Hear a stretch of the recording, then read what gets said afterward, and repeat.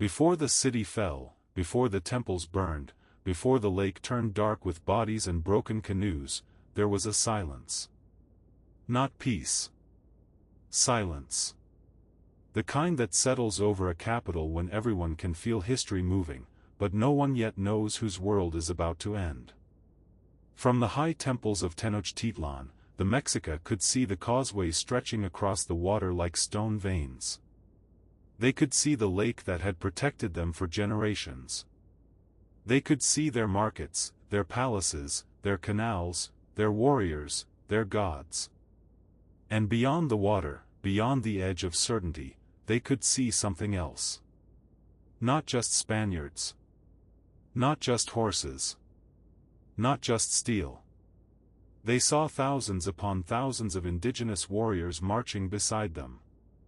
Men who knew the land. Men who knew the roads. Men who knew the old hatred. Men who had not crossed an ocean to find an empire.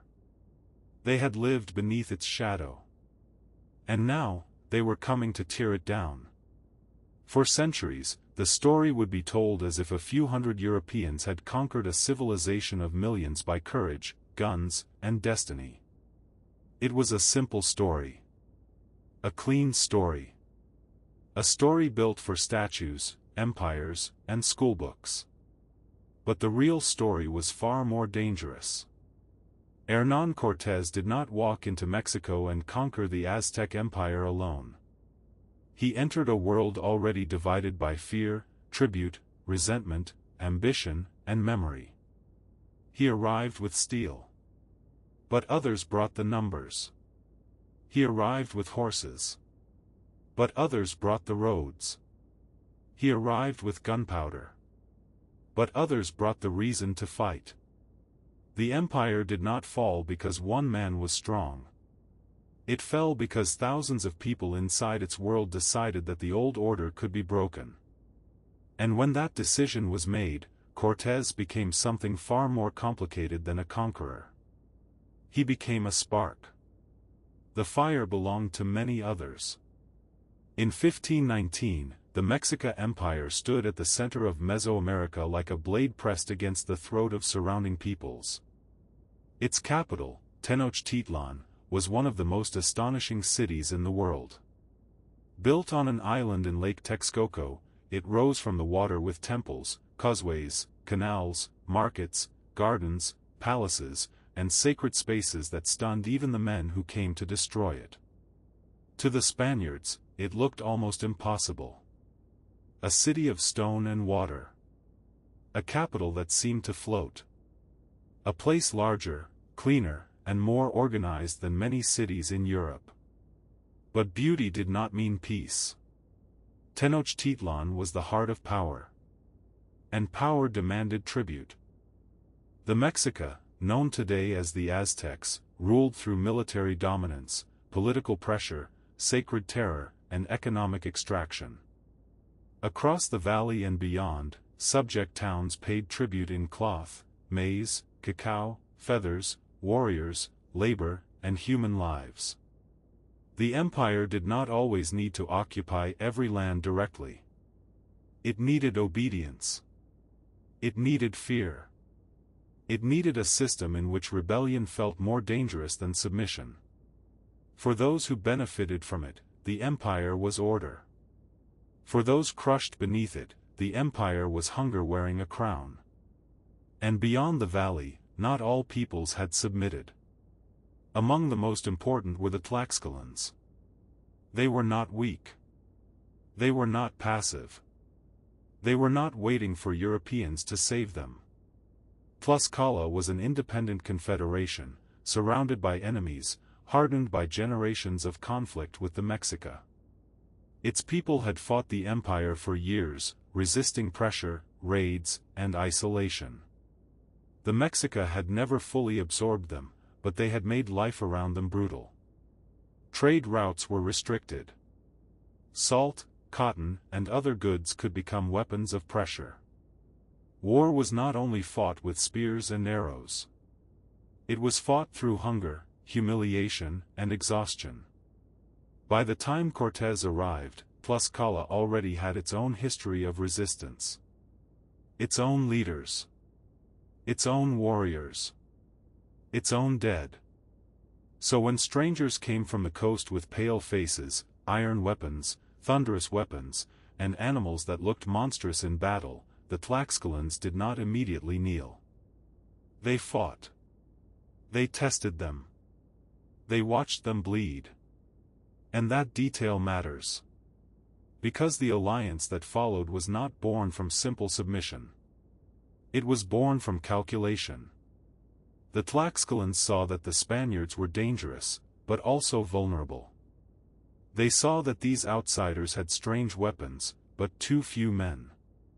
They saw that Cortés could not survive deep in Mesoamerica without food, guides, interpreters, carriers, scouts, intelligence, and allies. They also saw an opportunity. For years, the Mexica had been the greater threat. Now a new force had appeared, small but disruptive, alien but useful. The question was not whether the Tlaxcalans loved the Spaniards. The question was whether they could use them. In that moment, the conquest of Mexico became something different. Not a Spanish invasion alone. A Mesoamerican civil war, transformed by foreign weapons, foreign ambition, and foreign disease. Cortés understood enough to survive. His expedition had begun as a gamble, and quickly became an act of defiance. He had sailed from Cuba with men, horses, weapons, and ambition, but not enough strength to conquer an empire by force. At the coast, he founded a settlement, broke with the authority that had sent him, and moved inland with a mixture of boldness and desperation. He needed victory because failure meant ruin. He needed allies because without them, he was finished. And the first great political lesson of the campaign was this: the empire had enemies everywhere. The Totonacs near the coast had grievances against Mexica tribute collectors. Other towns watched carefully. Some submitted to Cortés because they feared him. Others because they feared the Mexica more. Some waited. Some betrayed. Some shifted sides when survival demanded it. This was not a clean battlefield with two flags. It was a collapsing web of loyalties. Every town had memories. Every ruler had calculations. Every alliance had a price. And then came the road to Tenochtitlan. The Spaniards and their allies moved through landscapes of mountains, fields, temples, and fortified towns. Their steel armor flashed in the sun. Their horses unsettled warriors who had never seen men ride animals into battle. Their guns and cannon produced smoke and noise that carried psychological force beyond their actual killing power. But behind the image of European shock weapons stood something more important. Indigenous manpower. Indigenous logistics. Indigenous strategy. A Spanish sword could kill a man. But it could not feed an army. A horse could break a line. But it could not explain which road led through the mountains. A cannon could terrify defenders. But it could not surround a city of hundreds of thousands alone. For that, Cortés needed the world around the Mexica to turn against them. And slowly, violently, it did. When Cortés first entered Tenochtitlan, the encounter was almost unreal. Moctezuma, ruler of the Mexica, received him with ceremony, caution, and political complexity. The city was magnificent. The Spaniards saw markets crowded with goods, temples stained by sacrifice, roads full of movement, and a capital that seemed richer than anything they had imagined. But beneath the ceremony, danger tightened. Cortés was deep inside the imperial heart with a small force. The Mexica were not fools. They watched the Spaniards. They studied them. They understood that these guests were also threats. Cortés responded with the logic of a man who knew he was trapped. He seized Moctezuma. The emperor became a prisoner within his own capital. For a time, it worked. But power held by hostage is unstable. It depends on fear lasting longer than outrage. And outrage was growing. Then Cortés was forced to leave the city to confront a Spanish force sent against him from the coast. While he was away, violence erupted in Tenochtitlan.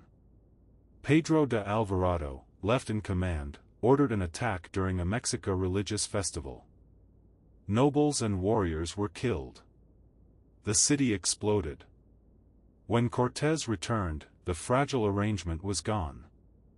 The Mexica rose. The Spaniards and their allies were trapped inside a city that had turned into a killing ground. Bridges were broken. Causeways became death corridors.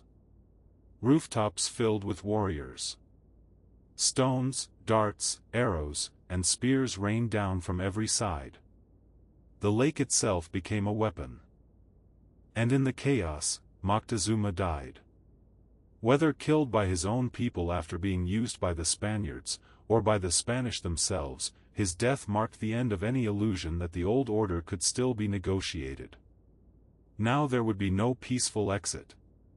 Only escape. The night that followed would be remembered by the Spaniards as La Noche Triste. The sad night. But for the Mexica, it was something else. It was the night the invaders ran. Under darkness and rain, Cortés and his surviving forces tried to flee across the causeway.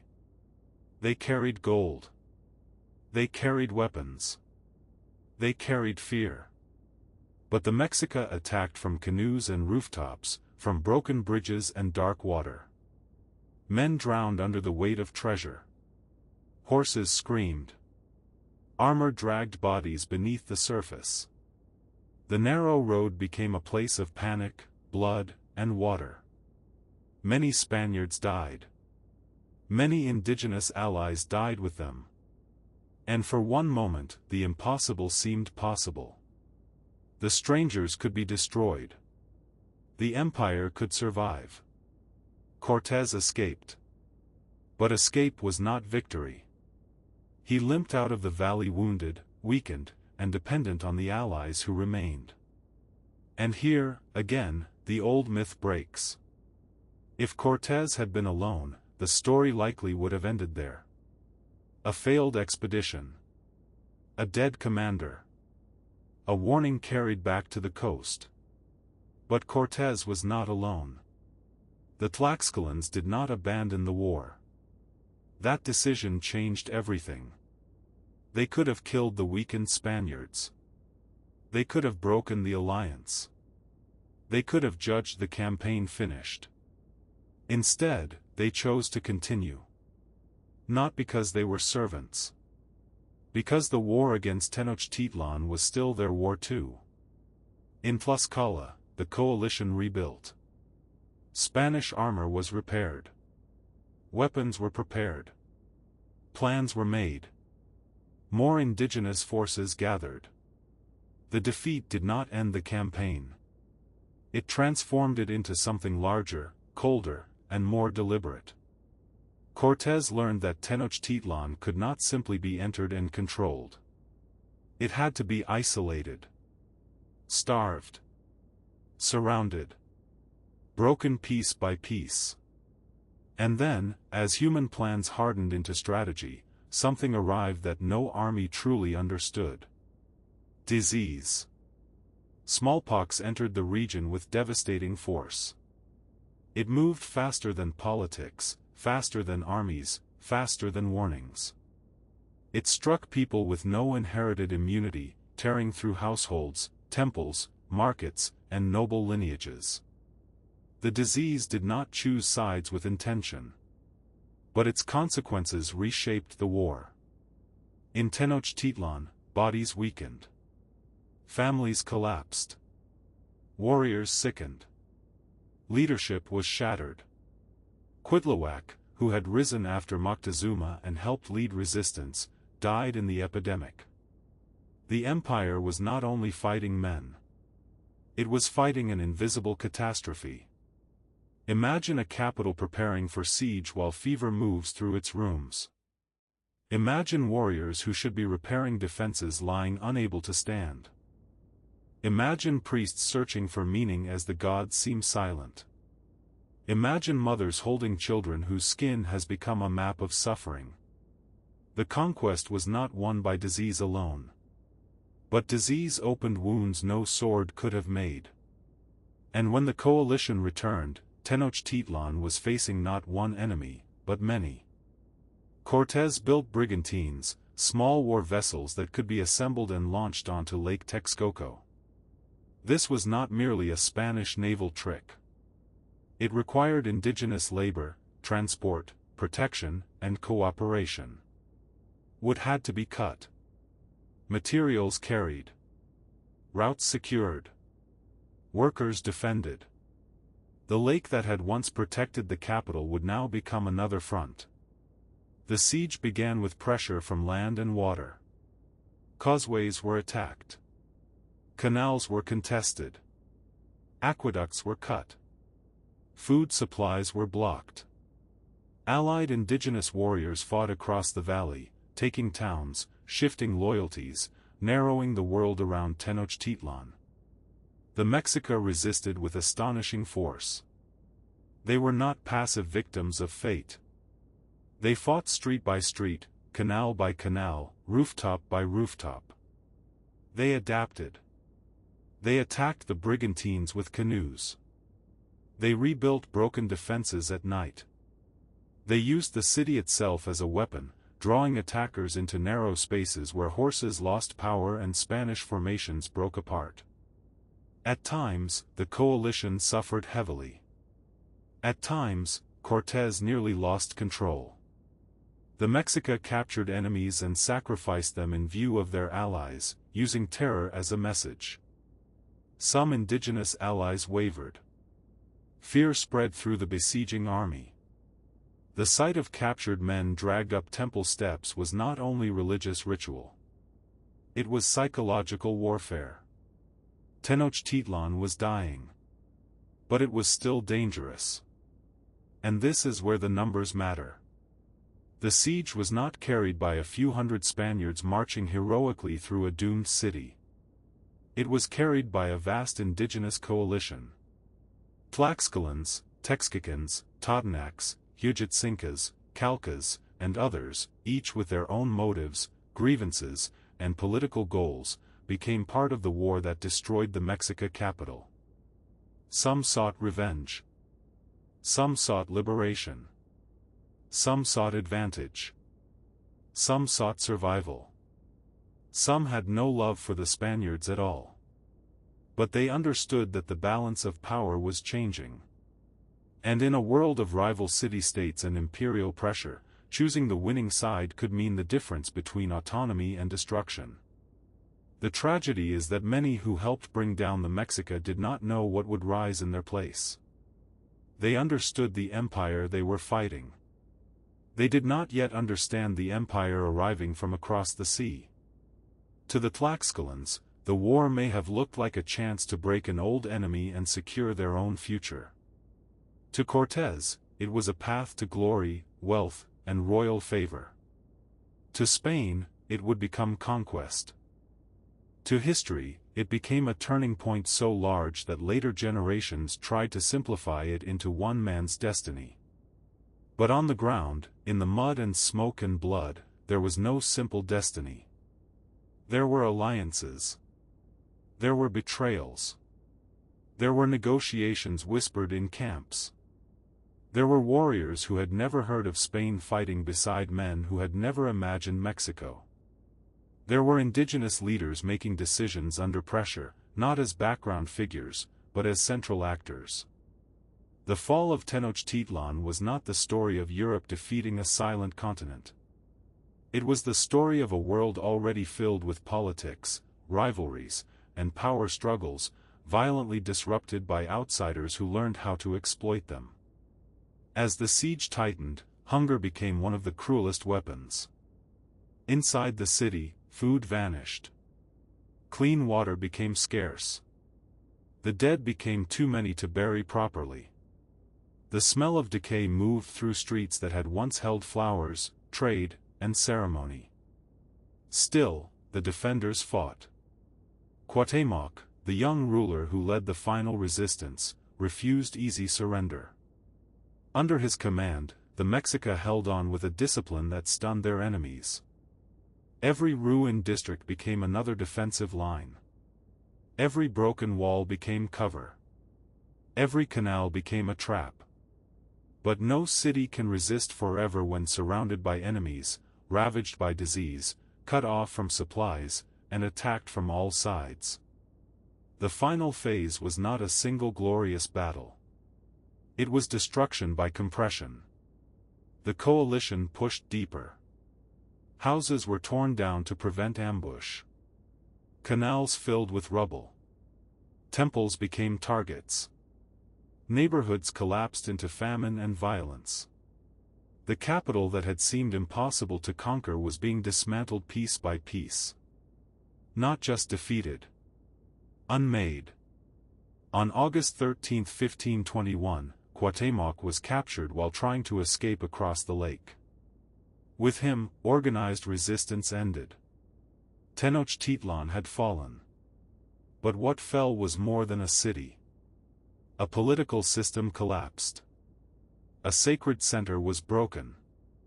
An empire that had dominated central Mexico through tribute and terror was replaced by another empire that would bring its own forms of extraction, hierarchy, violence, and control. For Cortés, the victory became legend. For Spain, it became foundation. For the indigenous allies, it became something more complicated. Some received privileges. Some gained status. Some preserved local rights for a time. Tlaxcala, especially, would later claim special recognition for its role in the conquest. But the world that followed was not the world many had imagined. The Spanish did not simply help destroy one empire and leave. They built New Spain on the ruins. They took land. They demanded labor. They imposed religion. They reorganized power. They wrote histories in which they stood at the center. And over time, the indigenous armies that made the victory possible were pushed into the background. Their role became uncomfortable. Too important to erase completely. Too complicated to celebrate simply. For some, they became traitors. For others, liberators. For historians, they became the key to understanding the conquest as it truly was. The word traitor is easy when spoken centuries later.